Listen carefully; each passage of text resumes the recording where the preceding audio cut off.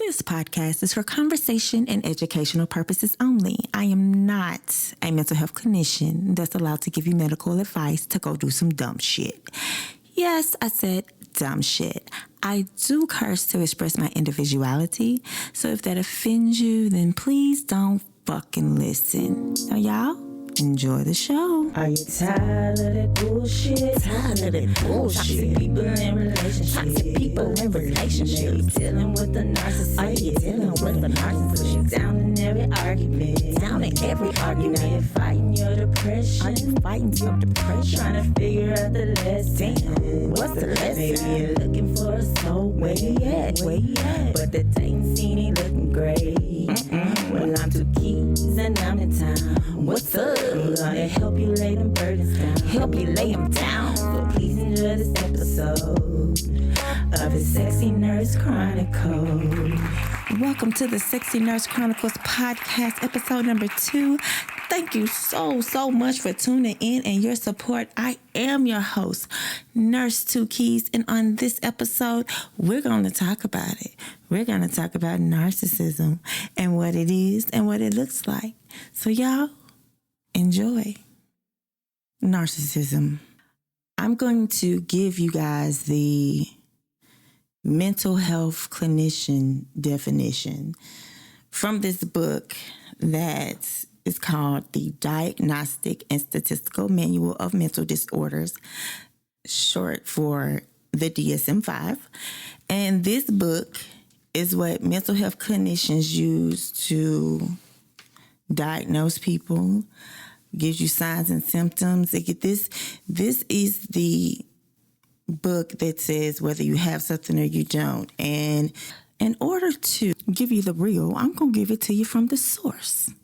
Now, let me tell you, some people may not meet full criteria for narcissism, personality disorder, or any that we talk about, because this is not going to be the only one.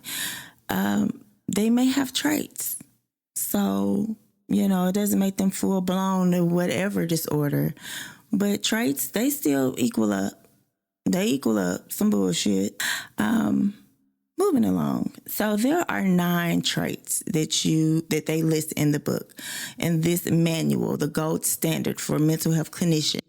And to meet full criteria for narcissistic personality disorder, you only need 5 out of 9. So with that being said, I'm sure you guys know somebody that you would think, or hell, if you want to check for yourself, if you meet 5 out of 9 of these criteria, you might want to go get some help. Regardless, you need help. If you're dealing with somebody with narcissism, you need help. If you do have narcissism, like personality disorder, you need help, unfortunately. So going on this life journey, this self-help, self-healing, I had to figure out why I was going through what I was going through. I knew I wasn't going crazy because I'm like, I know that I have the logical reason why I feel the way I feel, but you still make me feel like I'm not logical. Like, I know I'm not slow. It's a lot of manipulation with narcissism, but we're going to go ahead and get into the first one criteria you may have or may know someone who does. This individual with this disorder has a grandiose self of importance. Grandiose means I'm the shit. I got my chest pumped up, just way over the top. It's the difference between being confident and just being an asshole. You can actually be confident, but don't over exaggerate, because it's, that's one red flag. If a person over exaggerates what they do, how, you hear the story one way, then the next time you talk about them, the story's a whole different way. You're like, okay, I wonder what it's going to sound like a third time. That's if you last long enough. But, yeah. So they roughly overestimate their abilities and inflate their accomplishments, often appearing boastful and pretentious. Like, seriously. Just boastful, like, dude, you really ain't even all that, though. Okay, moving along. So, second criteria, second sign, basically. Individuals with narcissistic personality disorder are preoccupied with fantasies, unlimited success, power, brilliance, beauty, or ideal love, or all of them, because all of them apply to me in my situation. So preoccupied with fantasies of unlimited success, like pipe dreams, but you got plenty of them though. But then they're jealous of you because you actually execute your goals and they still stay where they are. Like it's your fault. No, it's not, bro. So, and then the brilliance, like they just so damn smart. Even when they are illogical, they still think they are smart and sound smart and what they say makes sense in order to just brainwash you. Eventually, over the years, you get tired of arguing with them up. Like, shit, well, damn. Got you thinking the sky is red. I'm just saying. They may ruminate about long overdue admiration and privilege and compare themselves favorably with famous people, privileged people. Y'all, I have got to tell this story. So I have actually spoken in tongue. I'm going to tell y'all, I'm a Christian, yes, if you haven't known. I'm a cursing Christian, by the way, but don't judge me.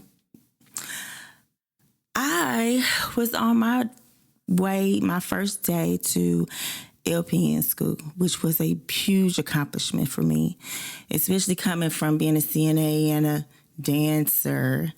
Yeah, and just like going to nursing school, that was a great accomplishment. And my heart was so full on the interstate.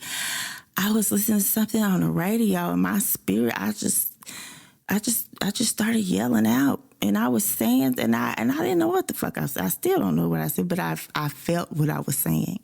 And it's like God, it's like some kind of telepathic, I know. And it's just like, I know that can't nobody hear our conversation or understand it but us. And so like, that was like really a big thing for me. I actually covered my mouth up like, oh, did I just like, oh my God. So I had to tell everybody. And my narcissistic husband, example, got, kind of started hating, because he always said that he wanted to talk in tongues because he's actually a minister, believe it or not, a spiritual narcissist. Yes. So he always would say that my tongues are going to sound, when I go into tongues, I'm going to sound like Martin Luther King. Like, why you got, I don't even know how the hell I sound like a damn Chinese lady, I guess. Sorry, I had to take my sip. But he sound like Martin Luther King, like the man that moved mountains. And then you don't even know how to move right, period. So how can you even compare yourself? You see that grandiose? I'm painting the picture now. Yeah, and believes that his is overdue. So when somebody always one-ups him, you know what I mean? Oh, that should have been me. That should have been just a hater. Just give them props. Your time is coming, boo. It's coming. Just do right by people. Treat people right. Okay. Moving along. This time we're moving along. So, number 3 criteria. Individual with narcissistic personality disorder believe that they are superior, special, or unique and expect others to recognize them as such. They may feel they can only be understood by and should only associate with other people who are special or of high status, and may attribute to their unique, perfect, gifted, quote unquote, got a story, qualities of those with whom they associate. So y'all know, I know Jesus. I know how you're supposed to treat people too. So I grew up in a Church of Christ background. Granny used to like grease my shoes every Sunday and have my socks and my slip, and we stayed at church like all the time. Like I learned where my help came from then. I had this supernatural. I'm going to say, I don't think that many kids my age with 9 years old would have a real relationship with like I have with him now. It's just grown with him at that age.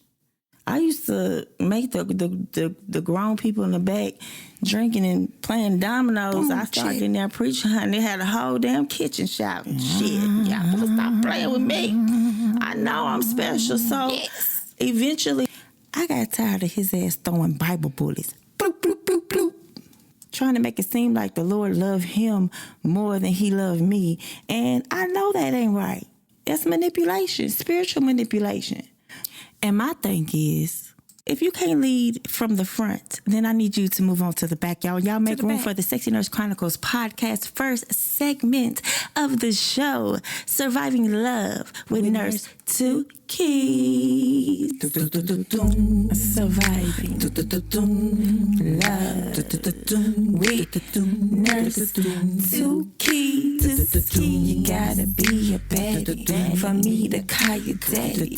If you want to fuck with me, these dudes be really spooky. They wanna be your bookie. Survive in love with two keys. They rubbing on your booty. But if they don't have money, then they have nothing for me. Cause I'm the baddest bitch and I know I got to get it.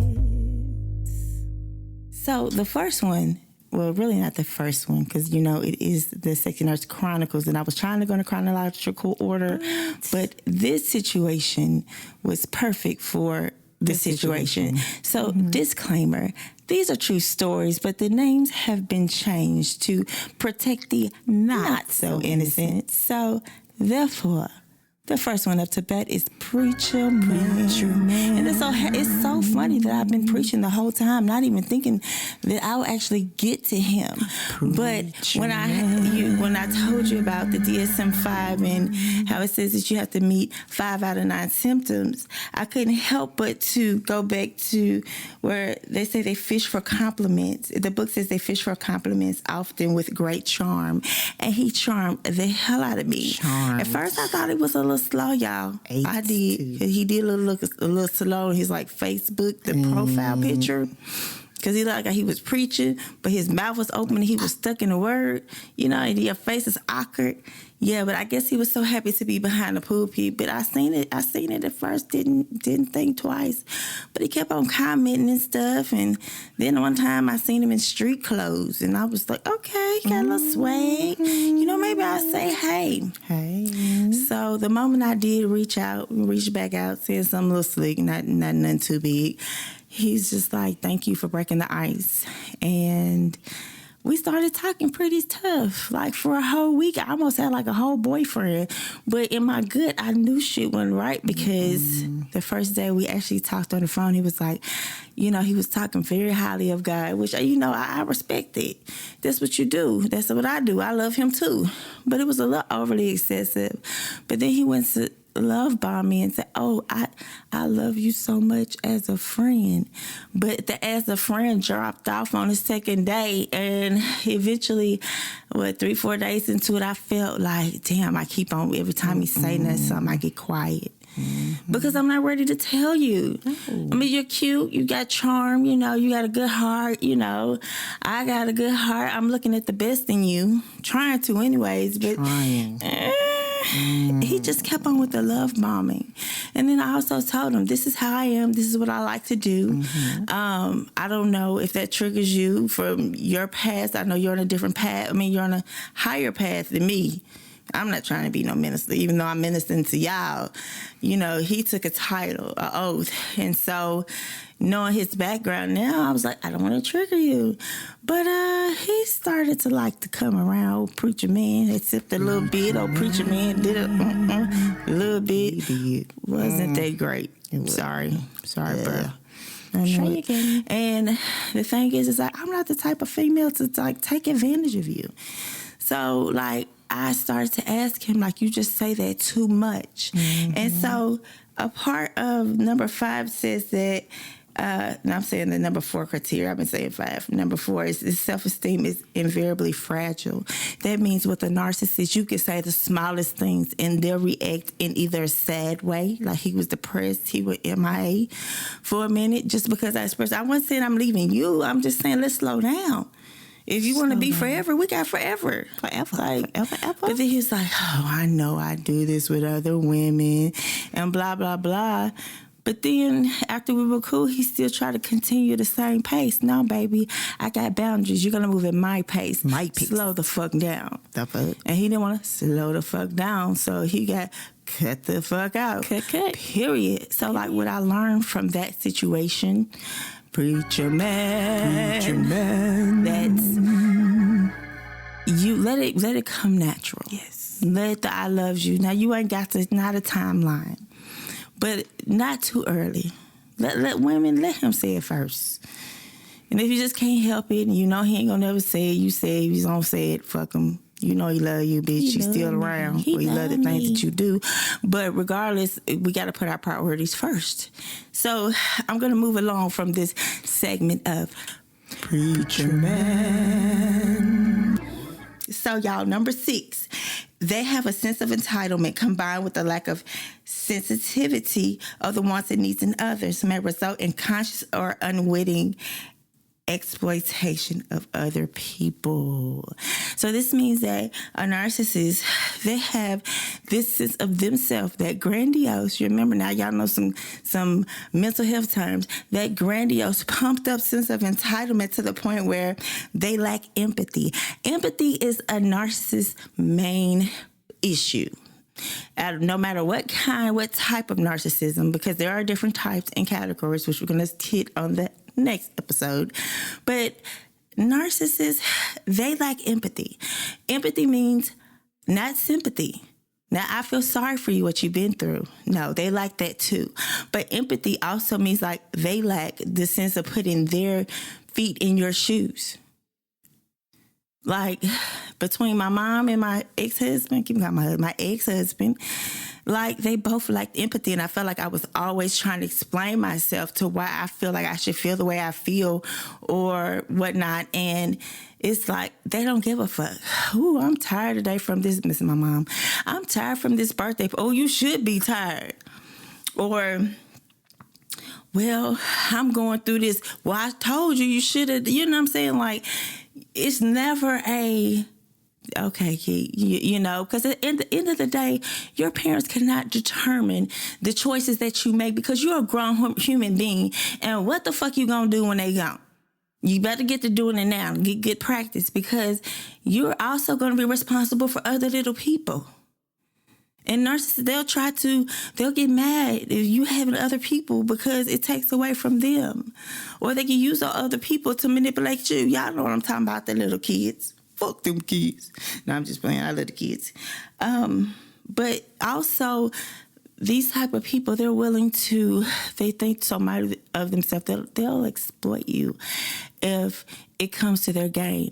They'll basically take you for granted. They will take shit from you, steal things from you. Anything they can do to get to hurt you, to take away from you, to make them feel better about themselves. And there's so many incidents. I could throw up 30, but I don't want to keep y'all, want to make this digestible. So I'm going to move along, but we're definitely going to expand. So number 7, they may assume that others are totally concerned about their welfare, and they tend to discuss their own concerns in inappropriate and lengthy detail, while failing to recognize that others have feelings and needs too. This is in the book. This is in the gold standard. This is in the mental health Bible. It's saying that they think that people be hating on them. Bruh, sis, nobody's hating on you. You want people to hate on you so you can feel good about yourself, but really, I don't even think about you. There was a time where me and my mom, I thought we were on good terms, and then things went for a left and a right, and she, I didn't notice though. She said, well, Kiki, why are we always battling? And I'm just like, battling? I mean, we had a couple disagreements a couple times, but you gotta be in the ring with somebody to have a fight. And I was not even in there. But that comment made me start to look closer to things and situations that happened since then. And it was then that, later I realized, oh, you think so highly of yourself that I give a fuck about what you doing. I'm too busy worried about my own shit, my own family, my own career. I don't give a fuck.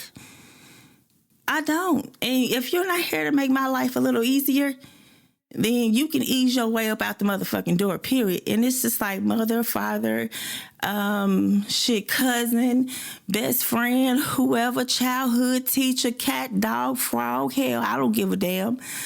Seasons, things change. With seasons, things change. And so you have to be around the people that are supporting and nurturing what you're trying to do.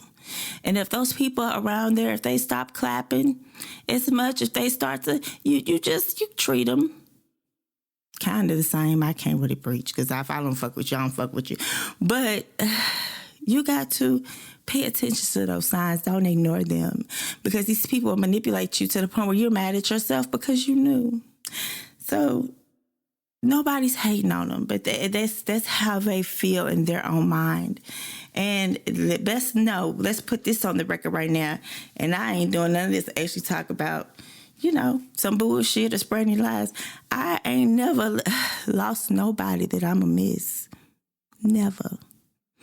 So don't let anybody I know or anybody you know throw you off your guard, try to tell you how you are, because they think they know, but they don't. Yeah, tell them to stay in the lane that pays them, or however that thing goes. Number 8, the individuals are often envious of others or believe that others are envious of them. Didn't I just say that? Yeah. So, hating. Ain't nobody hating on you, bro. Okay. Anyways.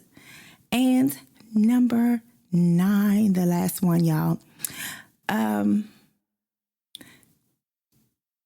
They are arrogant, haughty. They have arrogant, haughty behaviors that characterize these individuals that they often display off as snobbish, disdainful, or patronizing attitudes. I know your mama did this, but who are you? Not even making no damn sense. Anyways, I've said enough. I know I have. So, closing out, if any of these characteristics, even if it's just 3 out of 9, but if it's 5 out of 9, 9 times out of 10, this person has narcissistic personality disorder. But next episode, we're going to go into childhood narcissism. Well, growing up in a childhood with a narcissistic parent. So y'all stay tuned, because we going to open up these wounds and we going to heal and we going to deal. And at the end of the day, we going to keep it real. So, Sexy Nurse Chronicles podcast family, we are family. Y'all know I can make a song about it, anything. But anyways, y'all reach out to me, email to my email subscriber list so you can get updated news notifications about when I'm coming out with another episode. Don't worry, I will not spam you. You can also go on the sexynurse.chronicles.com website, the sexy SEXY nurse NURSE Chronicles CHRONICLES.com to check out episodes, blogs about. You can donate, because we do need help to keep this thing going if I'm going to keep this going. Or you would like to have your business advertised on this podcast, then you can hit me up. And also on Facebook. Just not to forget Facebook, the Sexy Nurse Chronicles podcast page. Like there, send me messages. And also on IG, you can add me at nurse, NURSE, the number 2, keys, KEYS, or the Sexy Nurse Chronicle podcast. And that's my ass. I'm done. I love y'all. Until then. Are you tired of that bullshit? Toxic people in relationships. Are you dealing with the narcissist? Push you down in every argument. You're fighting your depression. Are you fighting some depression? Trying to figure out the lesson. What's the lesson? Maybe you're looking for a soul. Where you at? But the dating scene ain't looking great. Well, I'm 2 keys and I'm in town. What's up? I'm gonna help you lay them burdens down. So please enjoy this episode of of his sexy nurse chronicles.